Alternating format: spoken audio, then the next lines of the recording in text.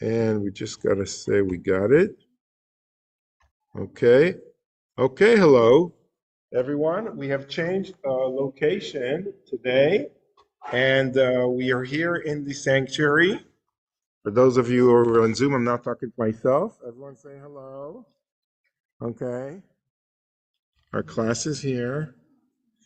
And yeah, it's a large sanctuary. I am sorry today. It's not going to be a lunch and learn. It's just going to be lunch. Just going to be learn without lunch. Uh, okay, so the reason I wanted to meet here today is because we're talking a lot about prayer, and prayer happens in the sanctuary, right? We said it could be anywhere. It could be on a donkey, remember, riding, or in the ocean. But the I mean, not the proper way, the way you usually do prayer is in a sanctuary. You build yourself a sanctuary. Every community builds itself a sanctuary. If you're in Israel, in a religious neighborhood, there's like, more small shtetls, like prayer rooms or things like that you could ever imagine. Because people, need to pray all the time, and there are different times of the day that we pray and all the things that we've learned. Um, so I wanted to talk a little bit about, the prayer. Maybe someone could be like, okay, you're the doorman? Okay, great. So I wanted us to use the old prayer book of the Sim Shalom, also in memory of Rabbi Jules Harlow, who is the editor of this Siddur. Um, and actually, he has a very good forward about the Siddur. Okay, here, there you go. Take one of these. Now, the first thing I wanted to talk about today is putting on the Talit and the Tfilin. Okay, the Talit is the prayer shawl that is wore um, as this garment. Okay, garments in ancient times had four corners like this, and people would wrap them around to get warm, etc. Sometimes they would have like, a poncho is like, and they just get warm with it. And then there's the obligation to put on the tzitzit, the fringes, on all four corners. Okay, that's part of the Shema blessings and the readings of the Shema that we talked about in previous weeks. That is one of them, is the commandment to put the fringes, the tzitzit, on your garments. So we take the tzitzit, and on page 4, at the top, you see, it says we put on the talit, which reminds us of all the mitzvot, because once you see the tzitzit, you are reminded by the mitzvot. Remember we talked about that? We heard that story about the rabbi that went miles and miles away to have fun, and the tzitzit hit him, and that's when he realized he needs to, do better. Everyone remembers that story? I'm not going to say it in the sanctuary, okay? Yeah, exactly. Okay, some stories are more appropriate for the boardroom, not for the sanctuary.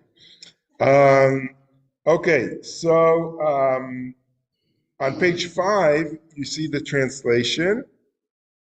So it's praised are you, Lord, our God, King of the universe, whose mitzvot add holiness to our life, and who gave us the mitzvah to wrap ourselves in tzitzit.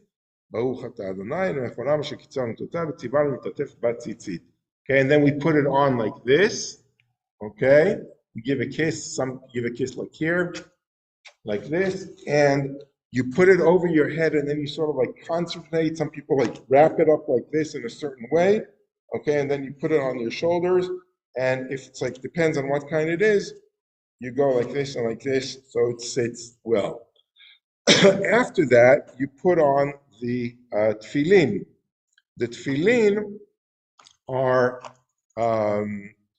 the philastrises, okay, that is one for the head and one for the hand. Okay, and first you take out the ones for the hand.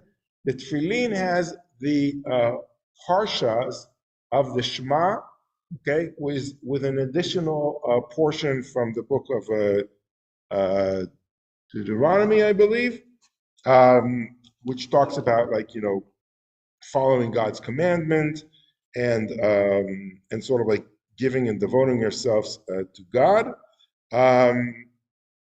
And on page 5 at the bottom, okay, when you say the blessing for the arm, okay, and before you do that, you need to prepare. You need to take off your, your watch if you have. Then you need, if you have, like not wearing a t-shirt, like a long shirt, like I am, you want to make room, and you put it on your left arm if you are a right-handed person, and you put it on your right hand if you are a left-handed person. You put it like on your weaker arm, but you put it like against your heart to sort of like fulfill the commandment of having all the mitzvahs, all the commandments, like facing, your heart, like on your heart. Okay, so we put it on in the way like this on page 5 at the bottom, and we say the blessing before putting the tfilah, the tefillin on the arm. Baruch atah Adonai nefanav shekitzanu d'otav v'tivanu l'haniach tefillin. Praised are you, Lord, our God, King of the universe, whose mitzvot and holiness in our life, and gave us the mitzvah to put on the tefillin. Okay, so then we put it, this part facing here. This is the part, next time I will also bring, not next time, but in a few months from now, someone's going to bring me from Israel, an open set. And then you're going to be able to see, it's like, when you teach kids, you have like an open set on what's inside here. Okay, and you'll actually see the actual parchments and the way it's done. This is all made of like, leather or parts of like a kosher animal. Yeah. Oh, okay. Where's that? Okay. So your job is to locate it. Okay. Okay. Then we do here 7 times. Okay. Wrap it up around here, because there's a verse that says 7 times a day I have praised you. Sheva bayom hilalticha. Okay. So that's the symbolic number of 7. You have to count sometimes. There's some traditions that put 8. Everything has a different tradition.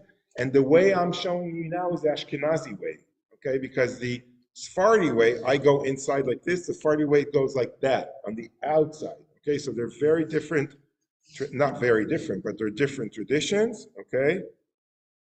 Okay, now I'm at 8, you see, I missed it. Okay, I'll do my tradition. Now we don't finish the hand. We just wrap it up here like this, because we have the tefillin for the head. Okay, we don't give preference to the tefillin of the hand over the head. So we're like doing it both at the same time. Okay, why are we combining that?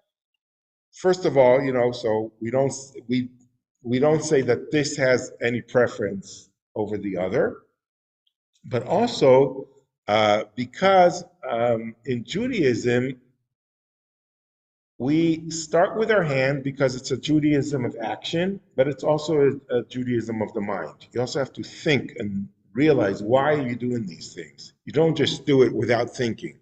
So you have to have some intention and some understanding of why you're doing this. Okay, so this is why we stop and we didn't continue with the hand.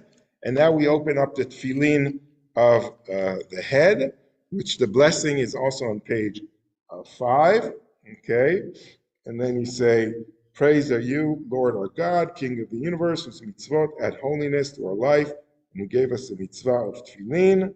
Praise be God's glorious. Oh, okay. And then you say, Baruch Shem Kvod Malchuto L'Olam, praise be God's glorious sovereignty through all time. Okay. And the way you put it on here like this is you take these 2 straps, and then you put it over here. So the shiny part is towards here, not like this, okay? Sometimes you have to fix it. And Okay, the good thing I have a camera today, so I can look. You have to put it like here. Okay, this is not proper. You can't do it like this. Okay, it has to be like above your eyes, like like in a straight line, like this. And this is really um, fulfilling the mitzvah that it says in the Shema to put it on your hands, like God's commandment, put them on your hand and in between your eyes. Okay, this is where it comes from. And now we're not done because we still have to finish the part of the hand. Okay, so we unwrap this part that we, just like rested the string with, and now what we do is we draw on our hand the name of God, which is Shaddai, which is the letters Shin, Daled, Yud. Shaddai. By the way, on our mezuzah, sometimes there's a Shin, there's the letter Shin. That's God's name on our door. So it's also like we're putting God's names on our hand. Okay, so we go 1, 2, 3, and we say these different verses from Prophet Micah, which are on page 6 or 7 in English. Okay, as we wind the strap 3 times around the middle finger, we recite. Okay, so I'll do it like again. Okay, 1 is, "Thus says the Lord, I will betroth you to me forever." Okay, 2, "I will betroth you with righteousness, with justice, with love, and with compassion." And then 3, "I will betroth you to me with faithfulness, and you shall love the Lord." Okay, so we're done with this. By the way, notice this is the Yud. Okay, it looks like the Yud. Now we're doing the Shin. Okay, like this. Okay, and we're missing the Dalet. Where's the Dalet? Surprise, oops. Okay, here is the Dalet. Okay, so Shin, Dalet, Yud, Shaddai. Okay, so that's how we put this on. We don't put it too tight. Okay, so no one loses their arm. There's no mitzvah of losing your arm for God, especially if you need to do it the following day. Okay, and it always happens. An enthusiastic bar mitzvah boy for the first time puts on the tefillin and faints because no circulation of blood. It happened to me once or twice, and then you learn. Okay, occupational hazard, as they say. So this is how we put on the tefillin. Then we could start with the service, right? We're not going to go through the service because we went through it, okay? But we said, but what we will do is, let's see if they have if they don't, we won't do like this here. Yeah, okay. They don't have it exactly there. Oh, no, I'm sorry, they do. Okay, so if you go here at the beginning, okay, here, it's like after page XXXI, the Roman numerals XXXI, 31, okay? So you go here and it says, okay, weekday services, you see? It says like here, weekday services. Okay, and XXXI, 3 X's, and I, which is 31. You got it? Okay. And then on the left, on the right side, okay, you see it says morning service. Okay. And yeah. Okay, this is a little bit different than what I thought, but okay. But never mind. It's not so important because it's not like, let's go to the pages now of the Torah service. Okay. And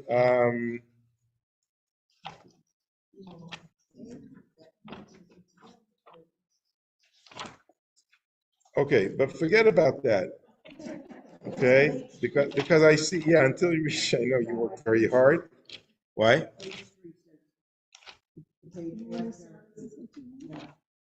No. I want the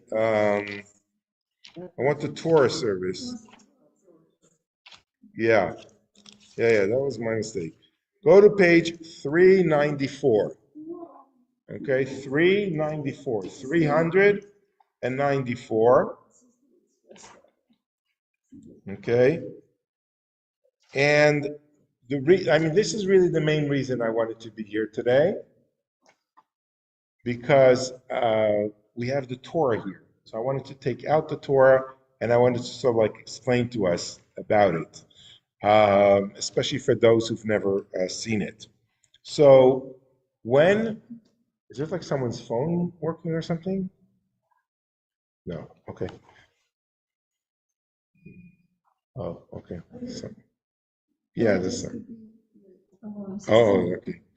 So the Torah service, okay, starts on page 394, and you don't just take out the Torah to read. Okay, we said there is the Amida before that, and before the Amida is the Shema and its blessings, and before that is the introductory Psalms. Okay, so there's like, although the main part of the Shabbat service is the Torah service, you don't just take it out. And even when you get to the Torah service on page 394, we don't like, oh, okay, we're already here for an hour, let's just take out the Torah. No, there's a whole ceremony of taking out the Torah, and the same goes back for returning the Torah back. Okay, there's a whole procession because it shows the dignity that we give to the Torah. So until we get there, you feel it's like a climax. You feel it's like an important part of the service. We also rise in honor of the Torah. We rise when we open the ark. Okay, and we have like this dramatic opening where on page 395 we say, "None compared to you, O Lord, and nothing compares to your creation. Your kingship is everlasting. Your dominion endures throughout all generations." Okay, and then in the middle, and we say a few more verses, and then in the middle we say, "We rise as the ark is opened," and then everyone rises, and then the ark opens up in a majestic way. And if you've been to other synagogues in your life, you see there are different arcs. Every synagogue, makes a big deal of how their arc looks, okay? And I know because I've seen some synagogues that don't make a big deal, and it's just like, just like a closet that you put on it. And that's also okay, but it needs to be sheltered in some kind of a closet.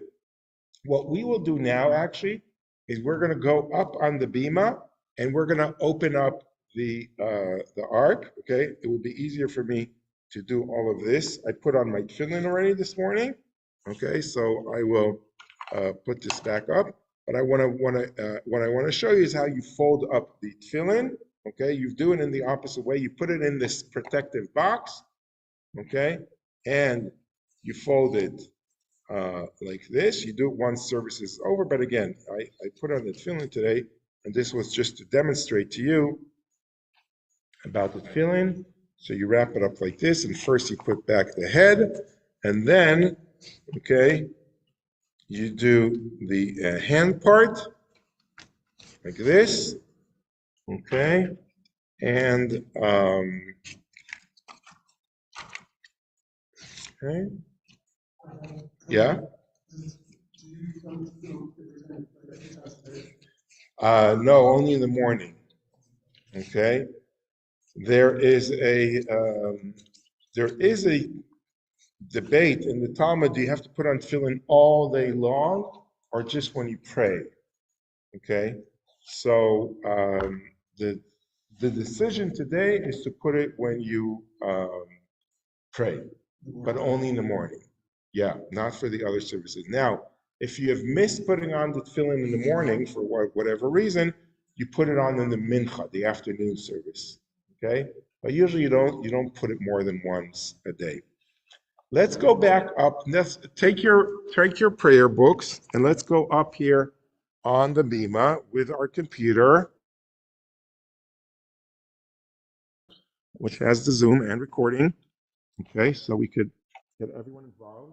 If you need to sit down, so you could sit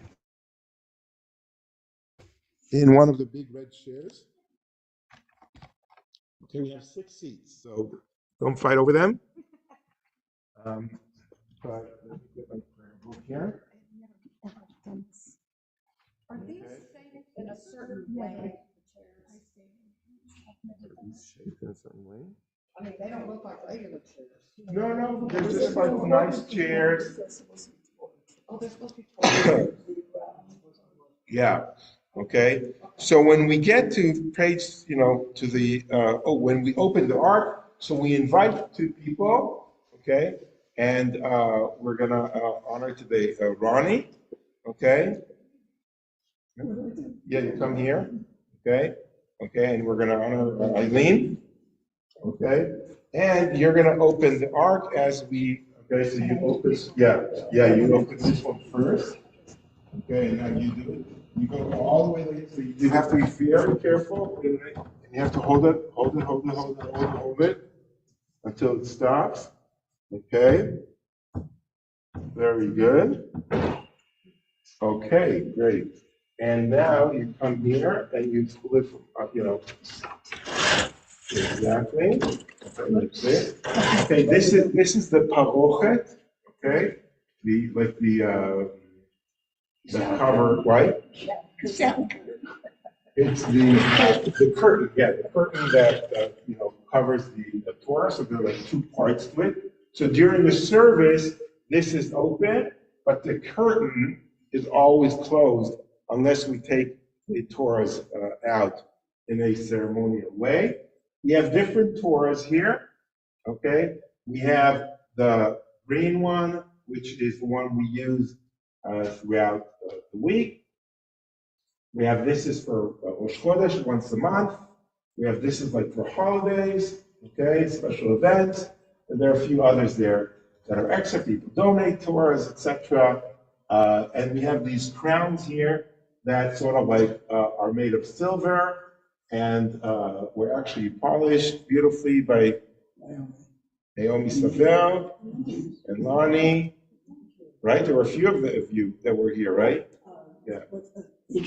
Adrian, yeah, right. Naomi's here. Okay, I think okay, so right now we're going to take this off because we're else it's going to make it too heavy for me. Okay, and but these are just to glorify and dignify the Torah. They don't have any specific religious meaning. They have different symbols, different Jewish symbols on it. Okay, this is the cover of the Torah.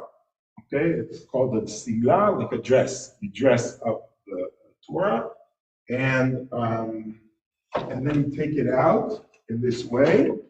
Okay, then you close that part. Okay, and then everyone is standing. When the Torah is standing, we need to be standing as well. And then on page 399. The ceremony continues.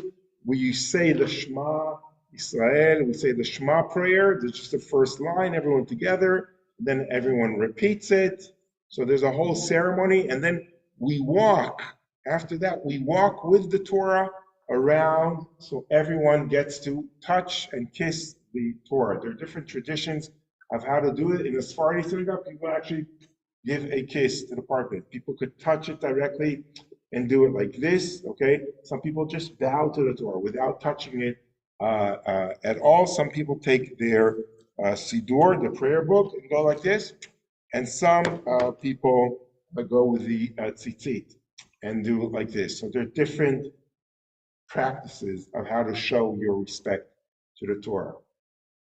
When you walk around with the Torah, Yeah. this way, and then it goes the other way. There are different traditions. Sometimes you go clockwise, and sometimes you go the other way around. The synagogues, have big fights about the way to do it, okay? But there's no specific way of doing it. Right, exactly. That's more out of the ordinary, but there are a few things in there to meet that, are, different, and it's nice. Yeah. It's unique, right? Yeah, right. It needs to be every singer has to have its uniqueness. Okay. Oh, good. Okay, now let's come over here. Okay, put down the Torah here, and okay, let's see if our cameras focus properly on this. Okay, very good. Okay, yeah, perfect. So gather here. Okay, you can stand here, like around here, so you can see, especially if you've never seen it before. Okay. Yeah, if you've never seen it, come closer. Shine.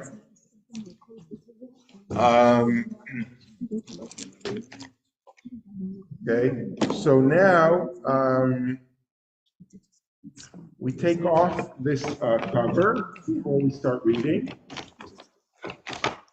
Okay, and this is the part that holds it tight, so it doesn't, run around.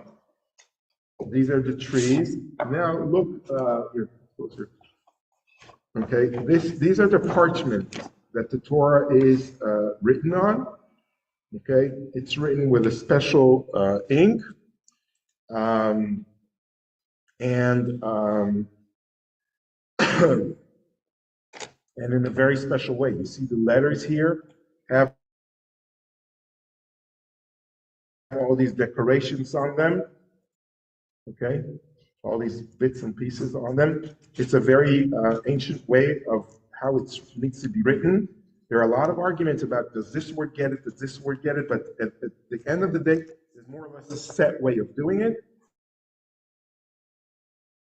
And then the person who writes the Torah needs to be a person that deals himself in a very careful way. You choose like a righteous person, a good person. It's not something that's done by a computer. It takes a whole year to write like a Torah. You need to write every letter very carefully. And if you don't write exactly the right way, it's pasul. It's disqualified. You can't use the Torah. Okay?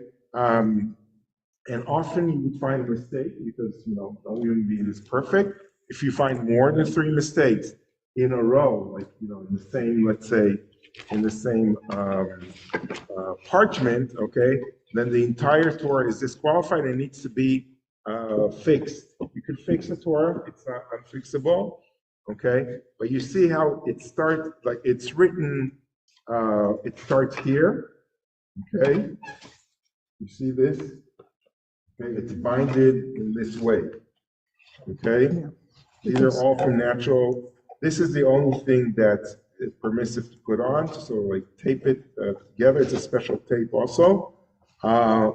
And these are connected one to another, okay? And it goes all the way to here. And you can write 4 lines on it. And you see when the person gets the parchment, after it's processed and everything, because this is like a kosher animal. So they do these lines here. You see? Lines. There's a very specific way of how you do the lines. And here as well, you have to leave this amount of space. Okay? Then there are also spaces in the way you write it. You see here, this is called a closed space. Parashas Buah. Okay, and it has to be done like this. This is an open space. Okay, so this is like a paragraph, and this is like a new topic. Okay, so here will be the new topic, new topic, new topic. Here it will be the same topic, but it will be like a different paragraph. Okay, now for those of you who know Hebrew, okay, you see the letter here that begins. Okay, most people don't know this, is a vav. Okay, the 6th letter here, vav. You see at the top and the right, the beginning, right at the beginning. Okay, and you see here, it's also the letter Vav. Okay, and here, it's also Vav. And here, it's also Vav. And here, it's also Vav. And so is it here, and here, and here, and here, and here. This is something crazy that every paragraph starts with the letter Vav. This means it makes sometimes life difficult because it means that as you get towards the end here, you sometimes have to make, write it a little bit, more space. So you can always start it with the letter Vav. This is not in the ancient Torah. This is a more recent practice after Kabbalah was more introduced. I think it's from the 16th, 17th, 18th century. So it's more like a modern thing. In the more ancient scrolls, you don't see that. They start in different letters, like in more like the natural flow. But people always find like reasons, like ways to make it more dignified, more special. So in today's Torah, they all start with a Vav, which is very, very. But is it a pronounced word or is it just a signal to the reader? No. It's an actual word. Oh. Yeah, right. Okay. What is the word? No, it's not a word. It's a letter. The sixth letter. There Vav. is a meaning. Well, it depends on how you read it. This is ve nichrat. This is va yomer. This is ve amar. It's like each one, depends what it means. Okay, you need to know how to read from the Torah. Okay, so yeah. Connects the previous sentence, the next one. And really makes end. Yeah, and exactly. Vav is like and do this and do that. Okay, so so this is the way it is written. Okay, now let's. Any other questions about the way it's written? The person. There's something very important I want to ask to tell you. You see here where it says God's name, Yud He Vav He. Okay, Adonai. Okay, so this repeats many, many times. When you write God's name, when you're like a scribe, and you're a special scribe, okay, you have to dip in the mikveh before you do that. Every time? Okay, so what you do is, okay, you dip in the mikveh in the morning, you go in, and you don't leave, or even a bathroom break, until you can write as many as possible, and you take a break. So let's say, you start at 8 o'clock, you take a break at 12 o'clock. Okay, but you don't want to make mistakes, you want to get the guy tired, okay? So it's a very lengthy process and very tiring. Yeah. Touch the Torah. We always. Oh yeah, thank you. Yeah, I want to talk about that. Yeah, I need your questions also to help me guide this. So this is a yad. Yad means a hand. Okay, so we're not supposed to touch the parchment. Okay, the text itself considered holy. So we use because we don't want to ruin it. It's like proper. Okay, so we use the yad, this hand to show. We have a beautiful tradition in our synagogue that women that never had a bat mitzvah and they read from the Torah, when they read the 18th time that they read from the Torah, they get their own personal yad, silver yad. Yeah, very nice. Why? Yeah, the men's club does. Yeah, the men give it to the women.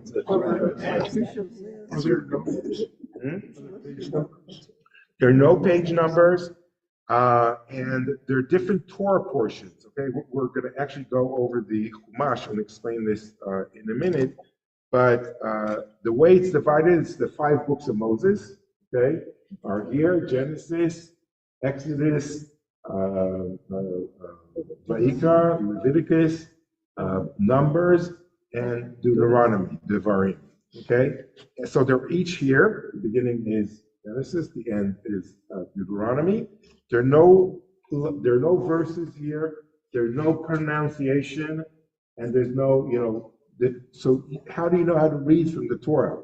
Because you need to know how to pronounce it. So there's no punctuations here. And no vowels. And no vowels. And you also need to sing it. And there's also no music here. Okay, so how do you know all this? Okay, we're not born with it, from the sky. You have to learn these things. When we open the Chumash, the printed version, that has the pronunciation, and that has the Torah tropes, different signs, okay, that are over, okay, they over or under the word, and they give you an understanding of what it is. Here, actually, let's see if I could actually find one for us.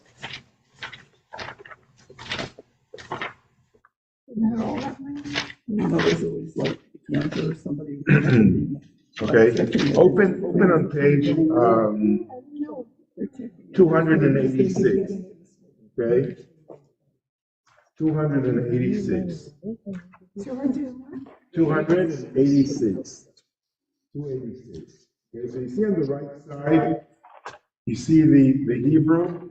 Okay, so you see the word Vav, and you see like a dot over the Yud, which is a small one here. Okay. I don't know. Okay, here you see the little dot. Okay, that dot is called Revi'i, and the way you sing it is Revi'i. So the word in Hebrew is Vehaya. So I would sing Vehaya with the Revi'i, which is like music. It's like it tells me what the music is. Vehaya, which is Revi'i. Revi'i, Vehaya. So that's how I know how to sing this word. Okay, but how do I know how to pronounce the word? I need to know the vowels. Okay, so I go to the first letter, which is the Vav, and I see these two dots under it. Okay, I see these two dots under it. That's a shva. That's a sh, v. Okay, and then under the next letter, which is the hey. Okay, I see this like a plus sign. Okay. Like a T sign, okay? This is a kamat, so it's ha, okay? If it would be on the first one, on the vav, that would be va. But the first one was shva, okay? The two dots, that's a ve, okay? Now, by the way, there are different rules, like in every grammar and every, pronunciation. Over the hey, you don't have a shva, okay? So there's no hey in that sense, okay? And then after the next one is after the Yud is another one of those T's. Okay, you see the other T? 268. So God on top of T on the bottom is the sandwich. Okay. 268. 286. 286. Okay, so under the Yud, the small one is another T, so that's a Ya. Okay? That is the Revi'i. That's the music. Revi'i. No. So we use that for the music. We're starting to understand what is the pronunciation. Okay? Now, if you go to the next word, where you see the Aleph, okay,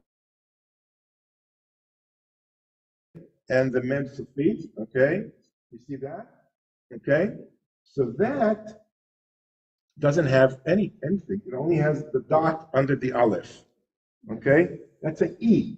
Okay? That's an E. So that's an im. Okay, but that's how to pronounce it. How do we sing it? There's nothing that tells us how to sing it. But it does have a connecting line to the word afterwards. You see the connecting line? Okay, and then you see the shin. So the connecting line of that word, of im, the two, that connects it to the other one, so it tells us you need to sing it together with the shamor, the one after it. That has three letters. Okay, yeah, the connecting line puts these together. So that's a shin, mem, and ayin. The shin has a T, so that's sha. The mem afterwards has a small dot to the left of it. Okay, that makes it an O, mo. Okay, here, the small dot, okay, to the left of it. So that's making the O, and the A, okay, the ayin is a line under the, okay, and that's a A as well, just like the T, okay, yeah. Shamoah. So it's like the Shema. Exactly. It's a different, like this, like I say something in the past, I say something in the present. Right. So this is in the future. Okay. If you will hear. Okay. This is what it says. Okay. Look at the translation on the left side. If you will earnestly heed the mitzvot, okay, that I give you. No. That's not the right. That's the first Hebrew word I've ever read. Okay. And it's not even the Shema. Yeah, okay. So if you would hear the mitzvot, okay, so if you will follow the mitzvot, that's basically what it means. But how do we sing these two words that are connected? Okay, you see under the mem, there is like a line like this, like a triangle that's not closed. Okay. Under the mem here. Down. Under this one. Well, that's not for the top of that, it's for the bottom of this. Yeah, exactly. You see it? You see the triangle that's not closed here? Okay. You see it? Under the mem here, you see it? Okay. That is called a mapach. And that is the way you sing. That's again the notes, like the music notes. And it's mapach. Okay, so it's shamoim shamoah. Okay, so now we have revi'i and mapach. So revi'i mapach. Okay, so it's vehaya im shamoah.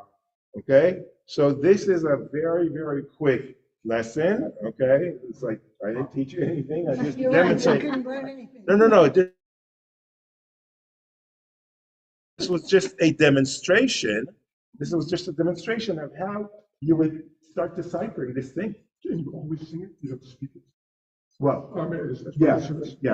From here, you always sing it. From the Torah. Right. Yeah, so it's a different. Okay. Okay. Right. So now that I've learned 3 words, okay, vehaya im shamoah. Okay, so now I know how to read them.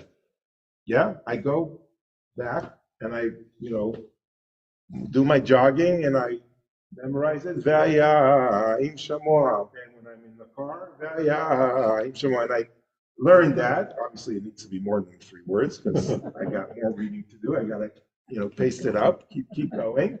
Okay, and I memorize then, and then I know how it's going to look because I know how to read the Hebrew. So I look for those 3 words, and they're not here. They're actually to the, you got to scroll up, and I don't want to do that because that's very, Saturday morning. Yeah, they'll all go crazy. Okay, we don't want to do that. So that's where I know how to read these 3 words that appear in the Bible. Okay, so this is how I really would learn how to read. Okay. How do you know where to be for a particular day? Well, every Shabbat, okay, has a different Torah portion. This entire scroll, okay, someone needs to sit down. Feel free to sit down. But this entire scroll is divided into 54 portions, okay, because there's 52 weeks, okay, so it's roughly, some of them are attached together, and they're, so if it's a leap year, it depends, so there's more, Shabbatot, there's more weekends, so every Shabbat has its own Torah portion. And how do you know how to find it here? Well, Since I know page numbers. so if you know Hebrew, okay, so I know that here begins the Torah portion of this coming week. Okay, Ki Tisa. He's asking how you know that. How does one recognize that? I know how to read Hebrew. There's no reference. Other than it's a continuous document, and you have to find the spot. Well, I know what next week is, and I know what last week was. I know the order of them. Okay, there's a certain order to them, right? If there are 54, they're not random, they go in a certain order. Genesis, okay, the first one is Bereshit, which is Genesis. The second one after that, the following week is Noah. Okay, then it's Lech Lecha, each one. And by the way, everyone that has a bar or bat mitzvah, okay, has their own Torah portion. So they sort of like remember, oh, this is my Torah portion, Noah. Me kids, me too, hey, high five. Okay, on Hanukkah? Well, we did a group of women. Oh, okay, Well, and a few men. yeah. Do you roll the scroll only to the place or to the place where you left off, so that the next person will open it? Yeah. So it's always rolled. That's Yeah. what That's the By the question. way, I know it sounds like a crazy thing, but I do encourage you to be Torah readers because the sections you need to read are short, are relatively like this. It could take you a month to prepare, but you would, okay? And C&T has the entire scroll scanned and on PDF. So they send to the exact place. So when you will open it up, you're like, oh, I recognize this. I worked on this for the last month. Okay? And you'll be able to read from the Torah. But it's funny, because Eileen Gilbaum and Maxine are in a group that we live with them on the Yeah. mornings, and sometimes they're talking about, oh, you did this one, or Yeah, the it trope takes is this. exactly. It takes very long. And it is complicated. So there's a lot to do with. I Okay? have worries that tonight. Oh, yeah. Oh, yeah. Bar mitzvah boys study for a whole year. Yes. The catcher, Yeah. Right. he had a book from which, and he would look from the Right. Torah to the book. and That's back the and book forth. over there. Yeah. No, it was black. Yeah, yeah. Now you see the black one there? Over there? Oh, yes, yes, yes. Yeah. That is like a big print of what we just saw here. It's a big print of the entire Torah is here in bigger print, so you can follow it more easily. Is it the same form of Hebrew? This is modern. Exactly. No, it's not modern. This is Old this is ancient Hebrew. Ancient Hebrew. But that, Yeah. does that have the vowels? That has the vowels and that has the trope, so you know how to sing it and you know exactly how to read Right, it. because if somebody Okay. makes a mistake, they get corrected. Now, this is the next thing, okay? If someone makes a mistake, okay, you don't spank them, okay? You correct them. Sometimes it's even worse, okay? Because you can't read it in the wrong way. And you can, but then the person standing next to you is looking at that black book and says, you read it the wrong way. You have to read it the right way, because if you're the reader, you're making people, who are not reading from the Torah, you're sort of like doing the obligation for them on behalf of the whole community. Okay? Doesn't it take us 3 years to get through the Torah and work it up into tri-sections? No, that's an interesting thing. This is what they used to do, but it takes us 1 year because we do a third of each Torah portion. Okay? Yeah, we do some sort of a mixture Okay, of both methods. yeah.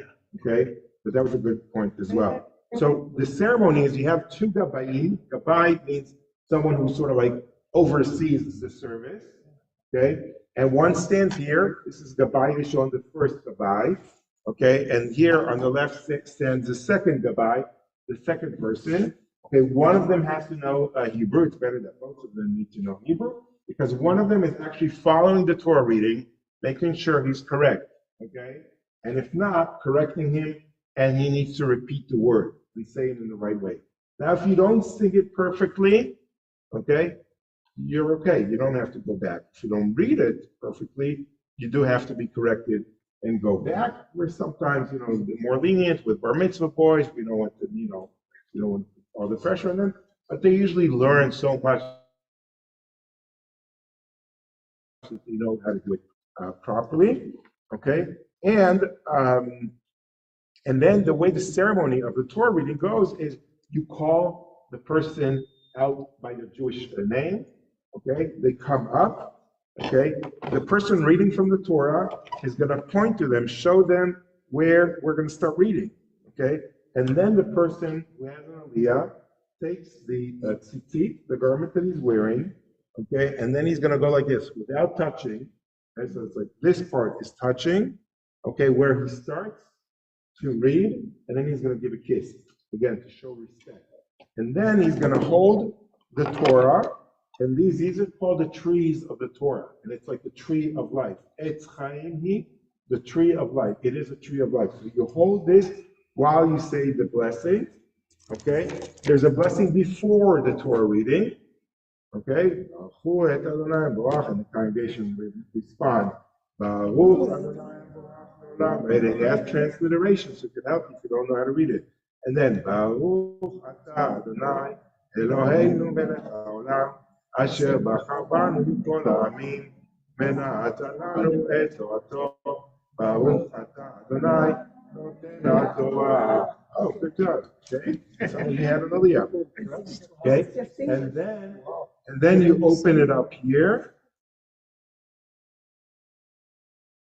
and then the Torah reader starts reading. Someone needs to hold it here. Okay, so it's balanced, and then you read.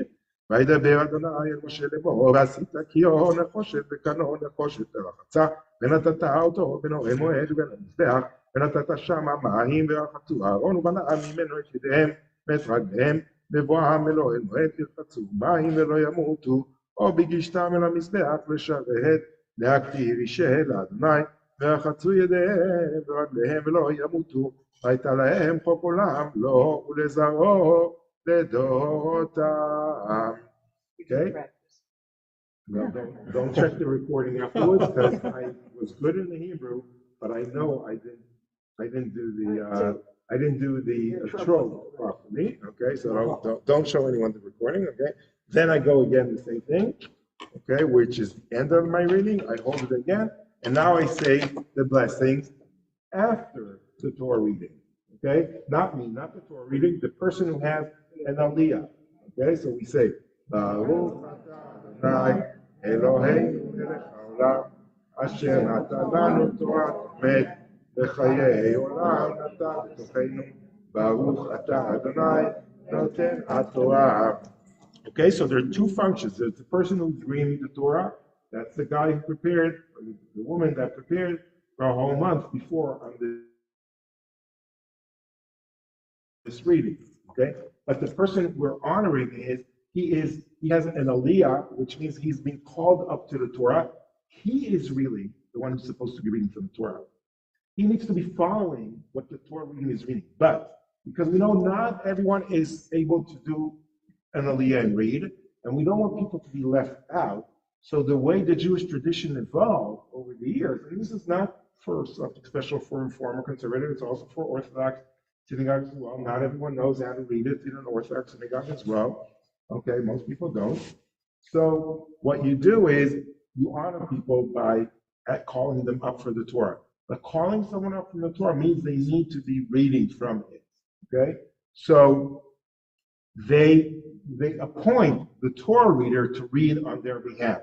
This, by the way, also allows you to invite blind people to the Torah. Okay. Because, and there's a big debate in Judaism. Some people say blind people cannot read from the Torah, okay? Because even if they're not reading it, they need to be able to see what the Torah reader is reading. And so other rabbis say, no, you are able to read from the Torah because someone is reading it for you. And so when someone is reading it for you, it's as if you are reading. It's a very big debate, actually. What about Braille? No, that would disqualify the Torah. Yeah. No, so they can have a Braille book. They would have a Braille book, but you can't put Braille here. Okay, you can't add anything here. Okay. Yeah, there is actually a debate. Can you put Braille like on top of it? You know, like yeah. So some people, there's a big debate. Yeah, like a plastic sheet. Some people say, oh, if I could put a plastic sheet, let's put a purple plastic sheet with the pronunciation and the Torah reading. Okay, there you go. So, you know, and then there's like, just press a recording. That's also good to Do it, and then we don't have to come to the synagogue. We can just sit in, in a spot, and enjoy it that way. Okay? Rabbi, you said there are different Torahs that are used maybe for the beginning of the month or Right. whatever. So how do you keep track when you're going from this Torah, which is the regular Saturday morning Torah, but whoops, it's the beginning of the month, I have to go find it in that Torah. No, so we take out two Torahs. This is always at the beginning of the month, okay? But then you have to get to the end of the month, so you know where the next month is. Oh, no. That only has the beginning? It's the same reading for the month, okay? On Simchas Torah, when we finish reading, we read the end, and we also read the beginning. So we use all the Torahs, and what we do is we scroll around and everything. So the cantor and the rabbi meet secretly late at night, and they change all the Torahs. So in the morning, people wake up. Oh, someone changed it. You said Torahs are different, but they're not, it's not the content, it's different. It's just- Yeah, it's it's just- exactly the same content. It's written exactly in the same way. Okay? Right. Writing a Torah is very expensive. Okay, it could be like, a good Torah could be $100,000. Okay, an average one is like, $50,000. Okay, insurance is expensive. It's like a very, costly. Now this is an Ashkenazi Torah, guys. Have you ever seen a Sephardi Torah? Okay, a Sephardi Torah is standing. Okay, it's like a big case. Standing, beautiful. I'll show you a picture afterwards. Okay. A Sephardi Torah stands, okay, and you read it like from here because it's like facing you. Okay, this entire scroll, it's the same scroll and everything, but it's like facing you like this. Okay, then when we're done with the service, after we read 7 aliyot, we call 7 people. Okay, and then there's a maftir, a person that reads the Haftorah, that's reading from the prophets. Okay, that's a different thing. We'll talk about that next time. We have a person that lifts up the Torah, does the Haggadah. So we're sort of like showing people what we've read, okay? And we have one person who's doing the Glila. So the person who's doing the Haggadah, it's a special technique. You need to know how to do it. But you have to be very strong, and then you face everyone like this that read the Torah, and people go with their little finger. Someone could do that, show us how they do it. Okay? Sort of like to point, like you're pointing. This is the Torah, because it says, Vezot Torah. Vezot means this is the Torah. So this is the Torah. And they do it like with their. Yeah, with tzitzit, right. So there are different traditions, and it's not nice to point. You never do But I it. heard somebody tell me Point that at that's people. not done anymore. That tradition really started here 2 years ago. Oh, okay. Yeah, I didn't grow up with that tradition either. Okay? When I see somebody do that. No. Yeah. When I see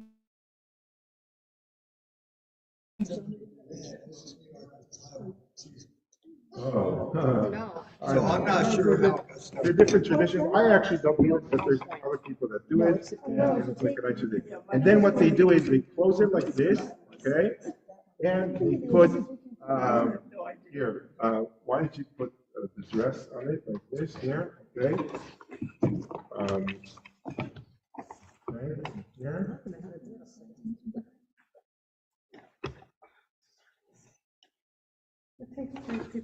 It's hanging.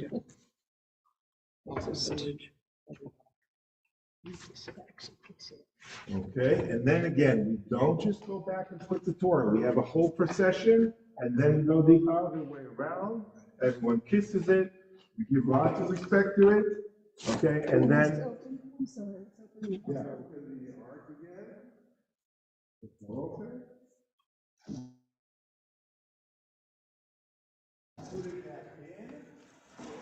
There is a tradition also that kiss. Okay, the person putting in, there's a tradition who kisses all the Torah. Okay? Because guys, it's not nice. We didn't use that. Okay, so we also respect, we show respect to all the other Torahs. Okay, then we don't just close it. Then, well, the crowns you do there, you're right, you put there, okay? And, no, the yard stays there.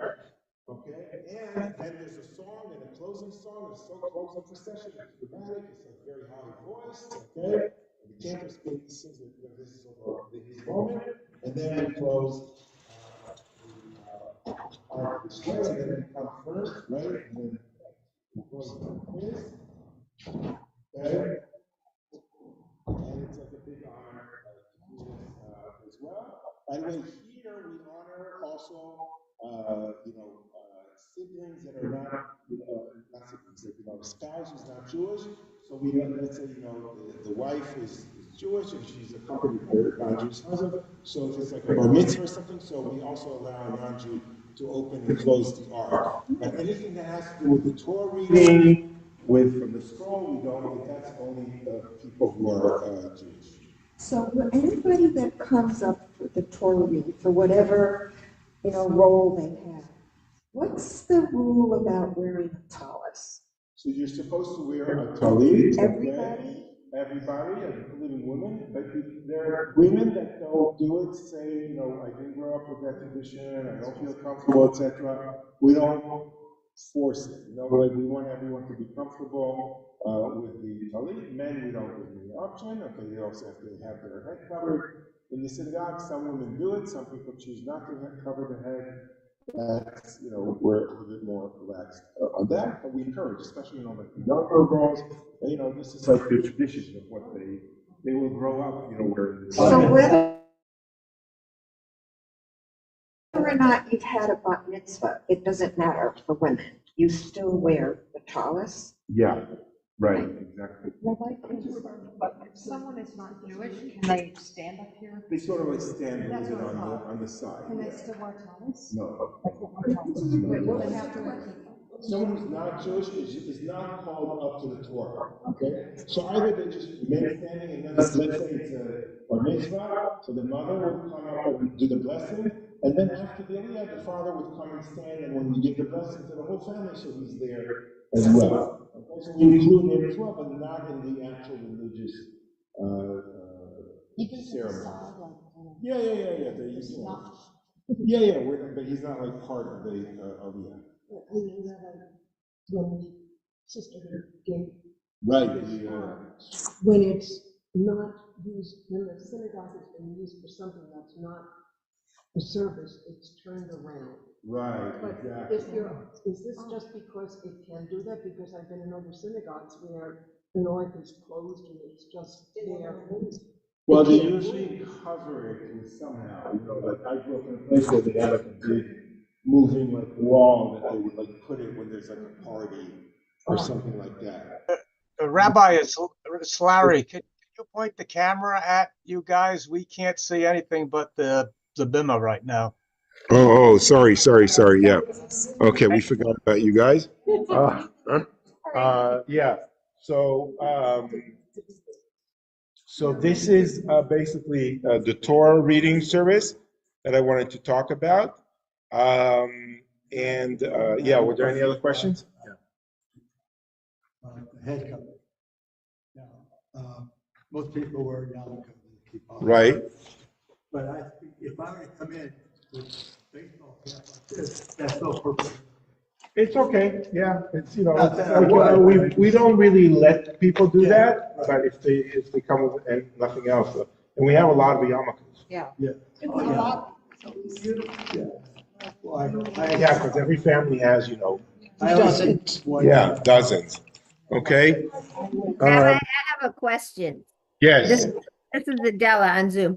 When the camera was pointing, we couldn't really hear what you're saying. So I don't know if you covered this, but it seemed to me that I vaguely remember that after you read the 1/3 of the Parsha that you have for this year, then you jump to the very last paragraph of the Torah of the whole Parsha. The maftir, right. Yeah, maftir. When do you do that? So after the 7 readers of the Torah portion, we read the last part of the Parsha of that week, okay, which is a few verses, and that's for the 8th person, but we don't call it the 8th person, we call it the maftir, which is sort of like the person who's going to be called up to read the Haftorah. Okay, they have like a special reading for themselves, and usually it's a bar mitzvah kid. Okay. Yeah. And they're not reading from the scroll, they're reading from a book, right? No, they're reading from the scroll. The Haftorah is read from the book, but the maftir is like a small part from the Bible, and it's like an additional reader. Yeah, and how do they find that? Because they've been reading somewhere else some of the So times. you go to the end of the Torah portion, right before the next one starts. So So you if you're just a cantor, a rabbi, a trained Torah reader, you know all the, each part, which one comes after, what verse, etc. So you have to roll it to get there. You have to roll it. Yeah, exactly. You roll it a little bit towards the end. Okay, thank you. Okay. Yeah. So then we have a Torah reading table, which is down below. Okay, because we do have a philosophy that, the Torah is supposed to be read to the public. So, be more down to earth to the people. Okay, some synagogues even like abolish the entire bima. It's like a more traditional way. And they have, the rabbi and the cantor down below. There are different traditions of that. Notice there's a flag of the United States and of California. And on the right side, facing east towards Israel, is the Israeli flag. Okay. This is an American tradition. In Israel, there's no Israeli flag. Okay, on the bima. Okay. And in Europe, I haven't seen flags of countries. It's more like an American minhag. And I don't know if in Orthodox synagogues they have the American flag or the Israeli flag. Have you been to American Orthodox synagogue? I haven't seen that.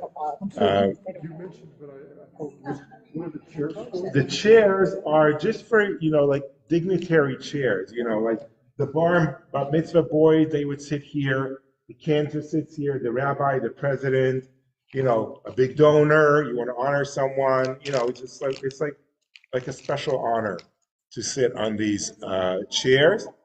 Ronnie's enjoying it very much today. Good. Yeah, you'll replace the rabbi. Okay, there are different symbols in the synagogue. Maybe one day we'll come again to the synagogue and talk about all of those. Oh, this is the last thing I wanted to talk is these big wooden constructions. These are meant to hold the Torahs. Okay, you see them here in the middle of the picture. These are meant to hold the Torah before they go back into the ark while the Haftorah is read. Okay, for example, there are different traditions. There's usually also 6 candles in memory of the Holocaust. The ones who perished in the Holocaust. Where's our Holocaust memorial? We have the glass. That's the glass. Oh, nice. This was all given by a friend of Ajumay's mother to honor her. Oh, okay, nice. And these are the famous Abu Kassis artists who did this. He came from Israel and did this. It took him a few months, I heard. Okay, and one day I'll give a lecture about all of those. Okay, it's actually a fascinating.